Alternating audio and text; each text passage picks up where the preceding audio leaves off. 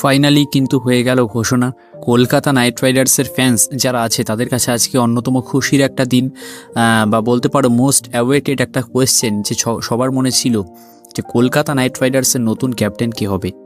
আর তার উত্তর কিন্তু আজকে কলকাতা নাইট রাইডার্স জাস্ট এই আধ ঘন্টা আগে কিন্তু দিয়ে দিয়েছে। কেকেআর কিন্তু ঘোষণা করেছিল যে আজকে 3:33 একটা বড় অ্যানাউন্সমেন্ট কিন্তু আসতে চলেছে। তার অনেকটা আভাস কিন্তু কেকেআর ফ্যানরা চেষ্টা করেছিল লাগানোর, তাতে কিন্তু সফল হয়েছে। তবে কেউ টের পায়নি হয়তো যে ক্যাপ্টেন্সির ঘোষণাটাই আসবে।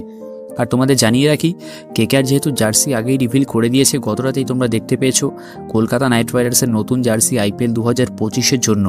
তবে আজ কিন্তু শুরু হয়েছে সবথেকে বড় চমক, যে কেকেআর একটু আগেই ঘোষণা করলো তাদের ক্যাপ্টেন এবং ভাইস ক্যাপ্টেনের নাম।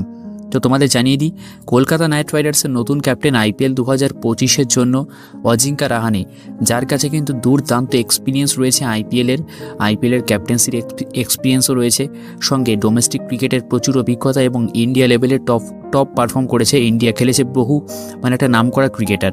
সুতরাং তার কাছে অভিজ্ঞতার দিক দিয়ে দেখতে গেলে কিন্তু রাহানে একটা পারফেক্ট ক্যাপ্টেন্সি অপশান ছিল কেকেআরের কাছে, আর কেকেআর সেটাই করেছে। রাহানেকে আইপিএল 2025-এর জন্য ক্যাপ্টেন হিসাবে মনোনীত করেছে, ক্যাপ্টেন হিসাবে চুজ করেছে কেকেআর, এবং ভাইস ক্যাপ্টেন হিসাবে ভেঙ্কটেশ আইয়ারকে বিবেচনা করেছে। মানে কেকেআর টিমের ভাইস ক্যাপ্টেন করা হয়েছে ভেঙ্কটেশ আইয়ারকে এবং ক্যাপ্টেন করা হয়েছে অজিঙ্কা রাহানেকে। যে সিদ্ধান্তটা আমার মনে হয় একদমই পারফেক্ট। এবার তোমাদের কি মনে হয়? যদি তোমরা কেকেআর ফ্যান হয়ে থাকো তাহলে ভিডিও নিচে কিন্তু অবশ্যই কমেন্টে জানিও।